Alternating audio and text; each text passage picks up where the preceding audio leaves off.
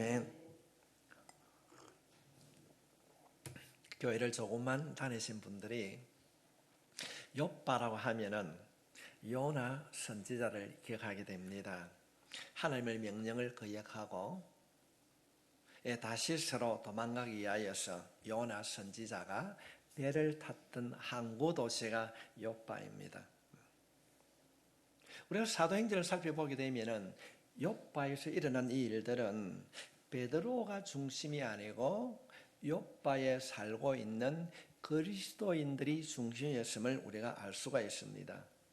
욥바에 있는 그리스도인들은 사도들이 가기 이전에 이미 복음을 받아들였고, 학자들은 초대교회의 빌립 사도의 복음을 받고 이 욥바 사람들이 예수를 믿게 되었을 것이다, 그렇게 추측을 하게 됩니다. 오늘 말씀은 욥바의 그리스도인들이라, 그렇습니다. 욥바의 그리스도인들은 어떤 신앙생활을 했는가? 오늘 특별히 욥바에 있는 이 그리스도인들의 그 생활 속을 살펴보므로 우리들 또한 욥바에 있는 성도들처럼 그런 성도로 살아갈 수 있기를 바랍니다. 욥바에 있는 이 그리스도인들은 어떤 자였는가? 그 첫 번째가 실천하는 신앙을 가진 자였습니다. 욥바의 성도들은 말을 앞세우는 그런 신앙이 아니었습니다. 머리로만 나는 성도가 아니었습니다. 그들은 삶을 통하여서 약속된 그 말씀을 생활을 통하여서 실천하는 성도였습니다. 오늘 본문은 이 욥바에 있는 그리스도인들 가운데에 한 사람을 우리들에게 소개하고 있습니다. 그 사람의 이름을 우리는 도로가라 말하기도 합니다. 36절 말씀을 보도록 하겠습니다. 욥바에 다비다라 하는 여제자가 있으니 그 이름을 번역하면 도로가라. 선행과 구제하는 일이 심히 많더라. 성경이 소개하고 있는 이 여인은 다비다 또는 도로가라고 소개하고 있습니다. 다비다란 말은 도로가의 헬라식 이름입니다. 이 다비다에게 헬라식 이름이 있었다고 하는 것은 이 다비다가 헬라파 유대인이었음을 우리가 알 수 있습니다. 초대교회 보면은 헬라파 유대인이 있었고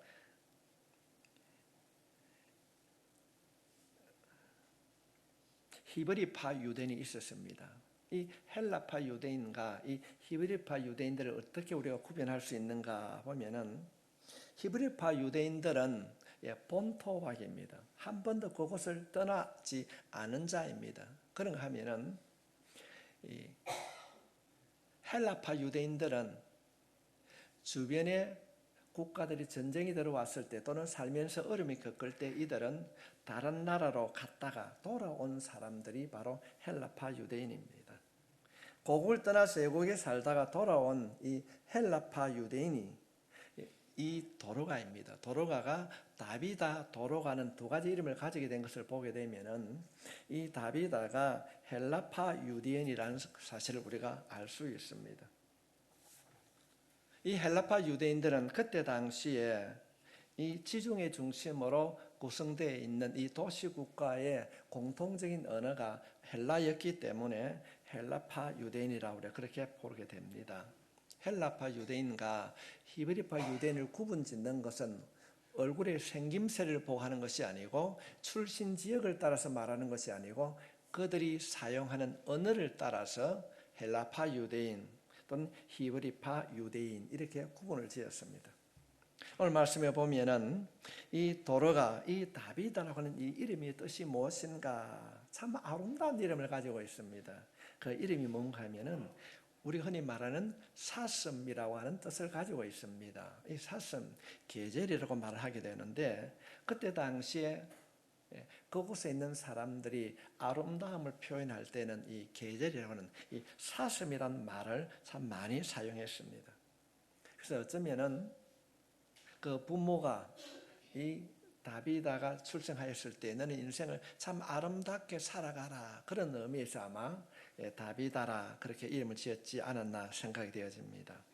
오늘 본문에서는 다비다는 여제자였다고 말씀하고 있습니다. 그는 여자들 가운데 신실한 그리스도인으로서 어쩌면은 그들 중에 여자들 중에 리더일 수도 있습니다.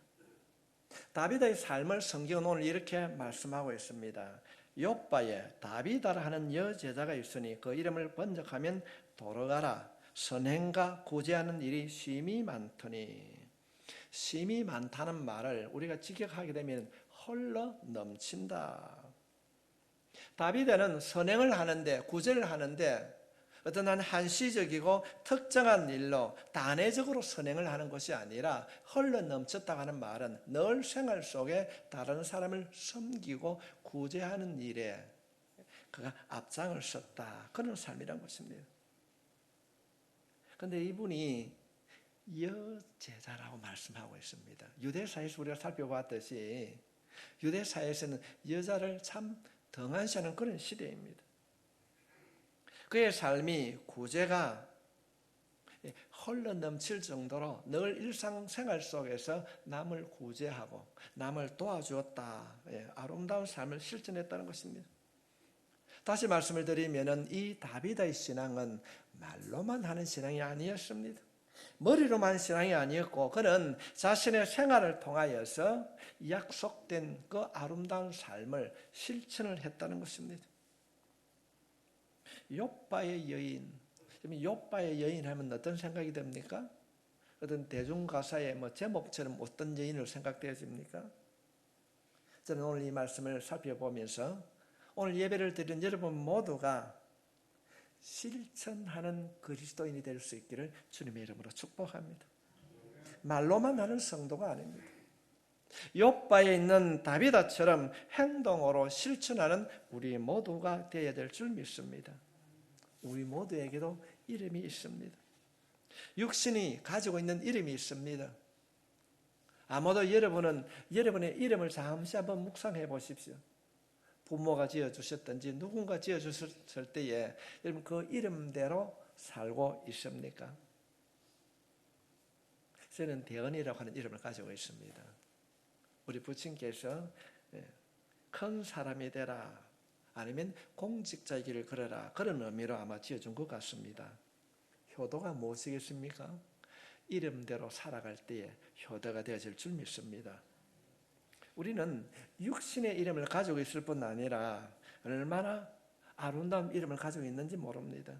우리 모두에게는 공통된 아름다운 이름이 있습니다.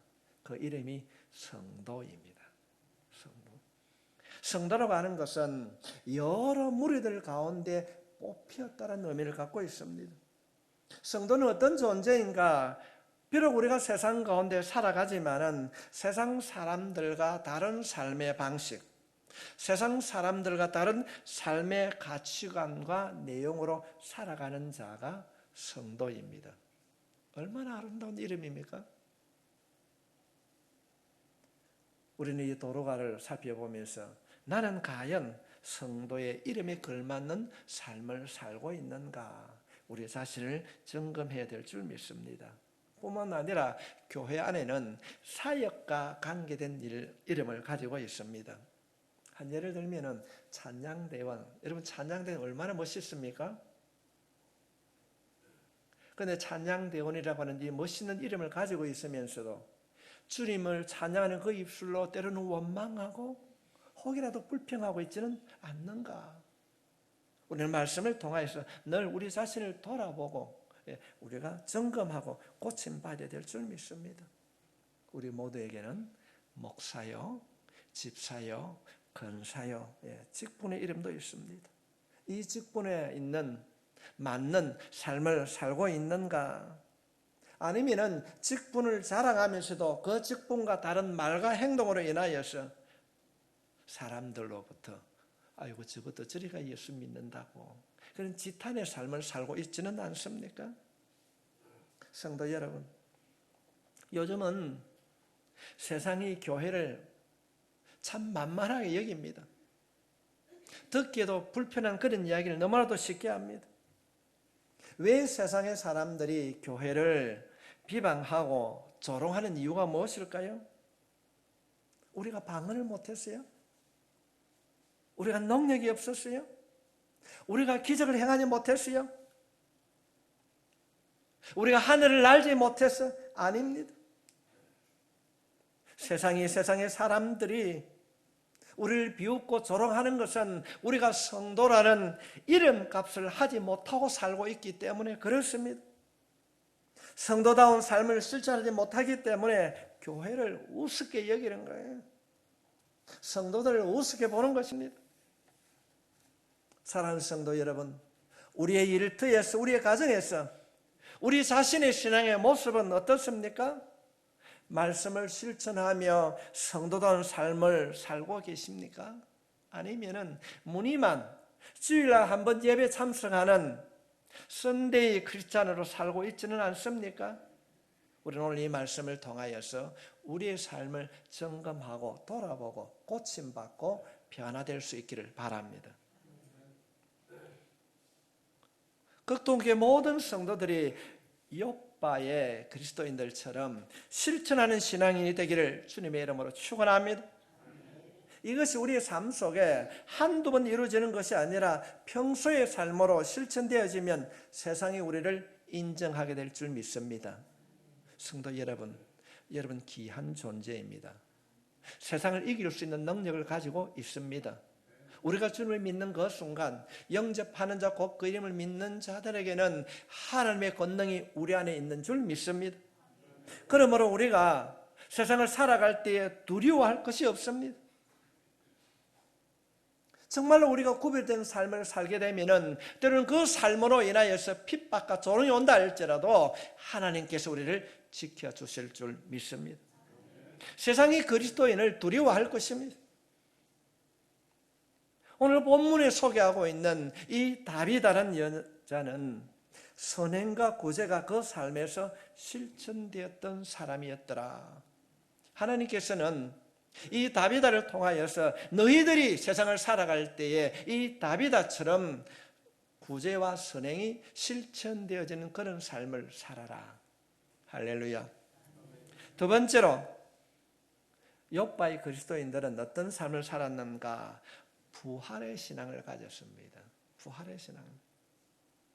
아름다운 이 여인 다비다가 죽었습니다. 37절 말씀에 그때에 병들어 죽음에 시체를 씻어 다락에 누이니라. 성도 여러분, 다비다가 죽었습니다. 병이 들어 죽었습니다. 그런데 이 욥바에 있는 그리스도인들은 그를 씻어서 어디에 안치했더라? 다락에 누였습니다. 다락에. 사람은 반드시 죽습니다. 어떤 죽음은 참 안타까운 죽음이 있는가 하면은 말은 안 하지만은 그래 잘 죽었다 이런 사람, 이런 죽음도 있습니다. 이 다비다의 죽음은 여러 사람들에게 안타까운 죽음이었습니다. 이 다비다의 죽음 이후에 어떤 일이 일어나는가? 38절 말씀에 룻다가 욥바에서 가까운지라 제자들이 베드로가 거기 있음을 듣고 두 사람을 보내어 지체 말고 와 달라고 간청하여. 사람들은 죽기 때문에 이 다비다가 죽었습니다. 그런데 이 시신을 여러분 다락이 지하에 있습니까? 위에 있습니까? 위에 있습니다. 이해가 안 됩니다. 그때나 지금이나 그 문화적 간섭은 시신은 1층에 두고 조문객을 맞이하고 또 장례를 치르기에 용이합니다. 그것이 그때 당시의 간섭이었습니다. 그런데 다비다의 시신을 깨끗하게 씻어서 다락에 안치했다. 보편적으로 하는 그런 일을 하지 않고 다락에 둔 이유가 무엇인가? 근데 우리가 성경을 살펴보게 되면 다락에 둔 이유가 두 가지로 우리가 살펴볼 수 있습니다. 우리가 열왕기상 17장 말씀해 보면은 사르밧 가부의 아들이 죽었습니다. 이 사르밧 가부의 아들을 엘리야가 살려줄 때 어떻게 합니까? 아이를 안고 다락에 올라갑니다. 그 다락에 누이고 그가 몸을 덮고 기도하고 죽은 아들을 살려주었습니다. 그런가 하면은 엘리사 때도 동일한 사건이 기록되고 있습니다. 열왕기하 4장 말씀에 보면은 수넴 여인이 그 여인의 아들이 죽었습니다. 이때도 엘리사가 이 여인의 아들을 다락으로 들고 올라가 기도함으로 살려냅니다. 그래서 구약시대의 성도들의 머릿속에는 다락방은 죽음을 이기는 장소로 상징이 되어 있었습니다. 죽음을 이기는 장소, 다락방. 신약에서도 마찬가지입니다. 예수님께서 제자들과 마지막 만찬을 나누는 곳이 어디였습니까? 마가의 다락방이었습니다. 예수님이 죽으신 이후에 제자들이 다락방에서 두려워서 문을 잠그고 있을 때에, 그들이 그냥 있는 것이 아니라 문을 잠그고 기도할 때에 성령의 역사가 나타난 줄 믿습니다. 그것이 바로 다락방이었습니다. 두려워한 제자들에게 두려워하지 말라, 주님이 부활하시고 처음으로 찾아온 곳이 바로 다락방이었습니다. 성령의 임재가 다락방에 이루어졌음을 보게 됩니다. 다락방은 부활하신 주님의 능력과 성령의 기름 부으심이 일어나는 상징적 현장이 다락방이었습니다. 이런 배경에서 죽은 다비다의 시신을 깨끗이 씻어서 다락에 올려두었다고 하는 것은 이들의 욥바의 그리스도인들의 신앙은 부활의 신앙을 가졌습니다. 주님이 다비다를 살려줄 것이다. 그들은 이 신앙을 믿었기 때문에 옆에 있는 베드로를 청하게 됩니다. 38절 말씀을 다시 보게 되면은 룻다가 욥바에서 가까운지라 제자들이 베드로가 거기 있음을 듣고 두 사람을 보내어 지치 말고 와달라고 간청하여, 지금 이 욥바에 있는 그리스도인들의 신앙을 보게 됩니다. 제자들이, 여기서 말하는 제자들, 이 욥바에 있는 그리스도인들, 그들이 이 도로가가 죽음으로 인해서 포기한 것이 아니라 부활의 신앙을 그들이 가지고 있었기 때문에 베드로가 오면은 이들을, 죽은 다비다를 살려줄 것이다. 그래서 두 명을 보내어서 베드로를 초청합니다. 이미 죽은 사람이었습니다. 그래서 그들은 깨끗하게 시선을 씻었습니다. 죽은 다비다를 다락방에 안치하고 베드로를 초청합니다. 성도 여러분, 이것이 욥바의 그리스도인의 신앙이었습니다. 지치 말고 오십시오. 우리의 선생님 다비다가 죽었습니다. 그들이 이 부활의 신앙을 가지고 있었기 때문에 포기하지 않고 씻어서 다락방에 안치했습니다. 물론 우리가 성경을 살펴보게 되면 베드로가 다비다를 살립니다. 성도 여러분, 우리들 또한 부활의 신앙을 가지고 삽니다. 우리 스스로 한번 질문해 봐야 됩니다. 부활의 신앙, 부활절 날 절기적으로 믿는 그 부활이 아니라 우리의 생활 속에서 정말로 죽음의 현장에서 정말로 나는 부활의 신앙을 가지고 있는가? 이것이 오늘 본문이 주는 두 번째 가르침입니다. 모든 것이 끝났습니다. 내 삶에 소망을 가질 수 있는 절병의 현장에서도 부활의 신앙을 붙들면 견딜 수 있습니다. 일어날 수 있습니다. 이 부활의 신앙을, 이 욥바에 있는 그리스도인을 통하여서 다시 한번 우리 자신의 부활의 신앙을 점검하고 새로워질 수 있기를 바랍니다. 힘들어요. 어렵습니다. 어떻게 하면 이 일들을 해결할 수 있을 것인가? 내가 가지고 있는 지식과 경험으로는 할 수 없지만은 우리를 부르신, 세상을 만드신 그분이, 하나님이 능력이 있기 때문에 할 수 있다. 일어설 수 있다. 하면 된다. 이것이 우리가 갖는 부활의 신앙인 것입니다. 오늘 이 말씀을 통하여서 혹이라도 우리의 마음속에, 여러분의 마음속에 남아있는 잘못된 생각들이 고침받고 부활의 신앙으로 인하여서 다시 한번 일어설 수 있기를 주의 이름으로 축원합니다. 세 번째로, 이들은 긍정의 신앙을 가졌습니다. 긍정의 신앙을 가지면, 부활의 신앙을 가지면 어떤 절망 속에서도 포기하지 않습니다. 낙담하지 않고 패배의 의식을 가지는 것이 아니고 긍정적인 태도를 가지게 되는 것입니다.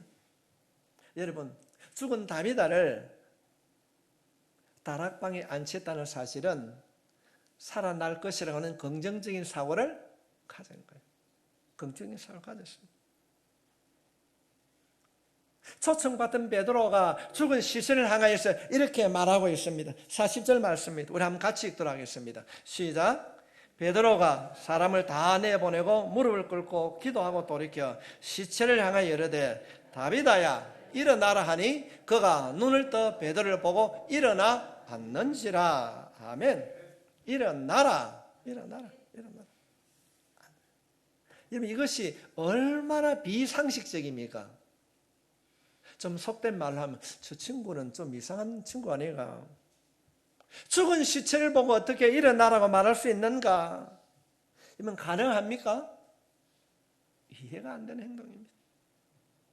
시체를 보고 모든 것이 끝난 상황에서 희망을 선포합니다. 일어나라고요. 다비다 일어나라. 다비다 일어나라. 이 말을 듣고 시체가 눈을 뜨고 베드로를 보고 일어나 앉았더라. 제가 자주 하는 말 가운데 이런 말을 참 제가 자주 말합니다. 이런 마음 안에 아니면 여러분 생활 속에 아픔과 어려움이 있을 때에 나사렛 예수 그리스도 이름으로 명하노니 질병은 고침받고 떠날지어다. 믿습니까? 안 믿는 사람이 대부분이에요. 죽은 자를 향하여서 일어나라고 했던 것처럼 우리의 생각 속에는 우리의 경험은 불가능하다 할지라도 우리를 부르신 예수,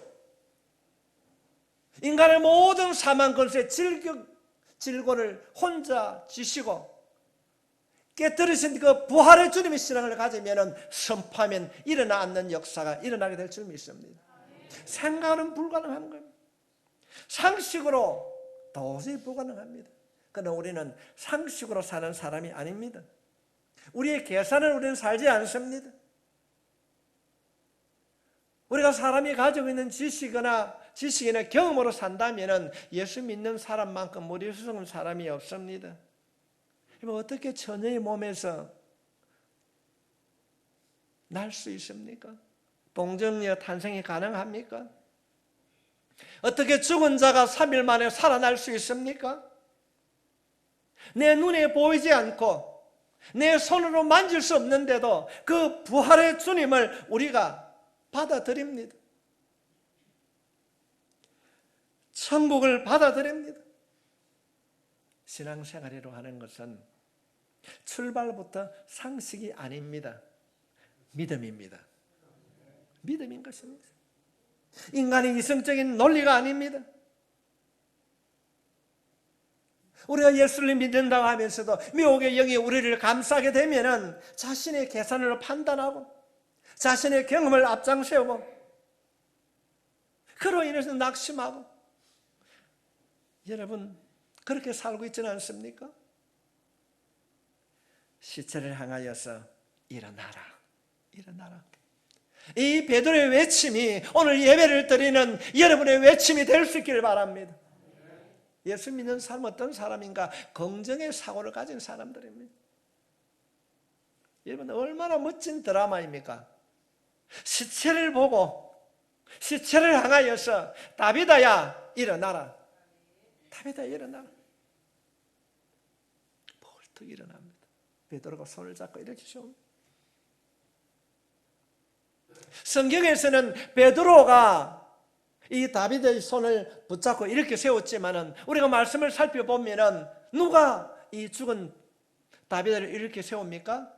요바에 있는 그리스도인의 신앙이었습니다. 요바에 있는 그리스도인의 신앙이었습니다. 그래서 그들은 처음부터 포기하지 않고 다락에 누웠습니다. 희망을 가지고 포기하지 않는 긍정적인 신앙을 가졌기 때문에 베드로를 초청하게 됩니다. 성도 여러분, 이런 믿음이 여러분의 믿음이 될 수 있길 바랍니다.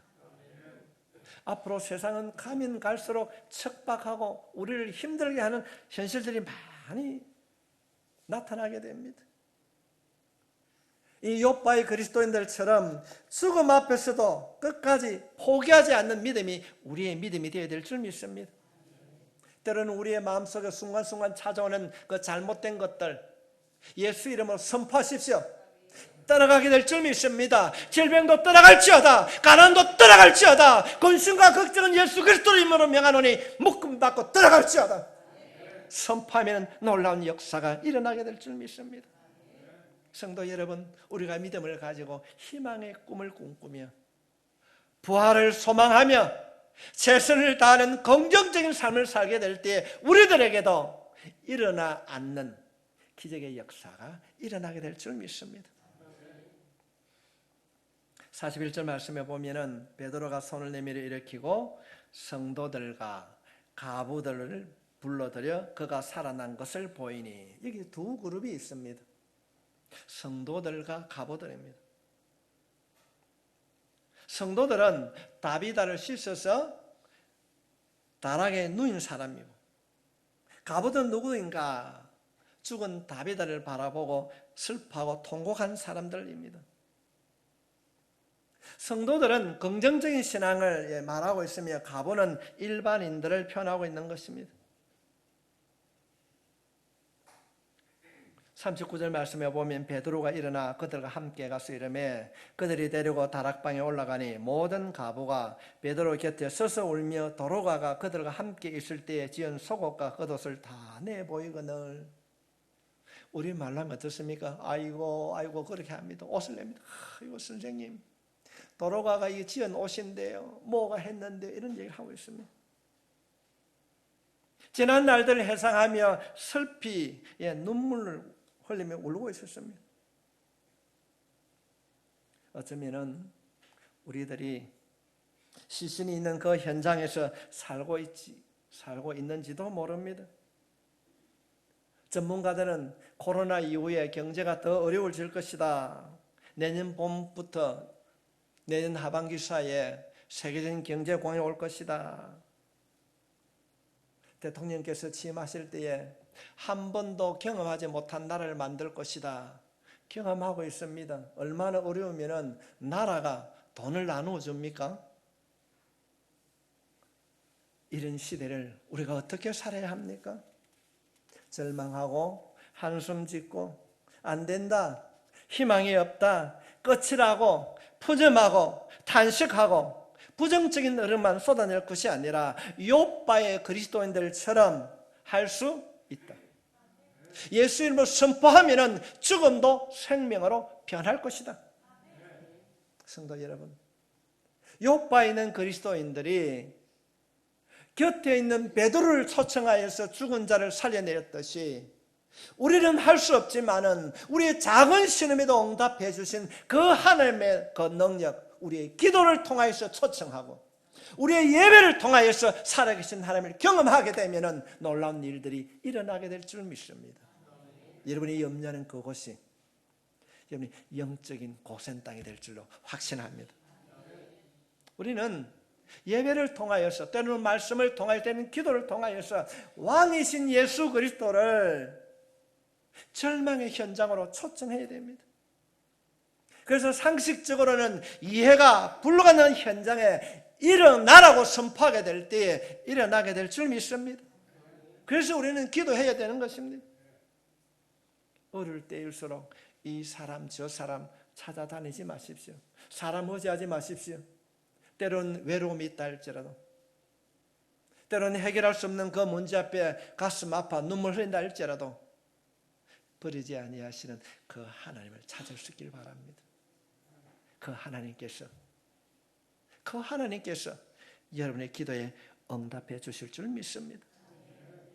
주님이 오시면은 시체가 일어나 않습니다. 긍정적인 신앙입니다. 말씀을 정리하고자 합니다.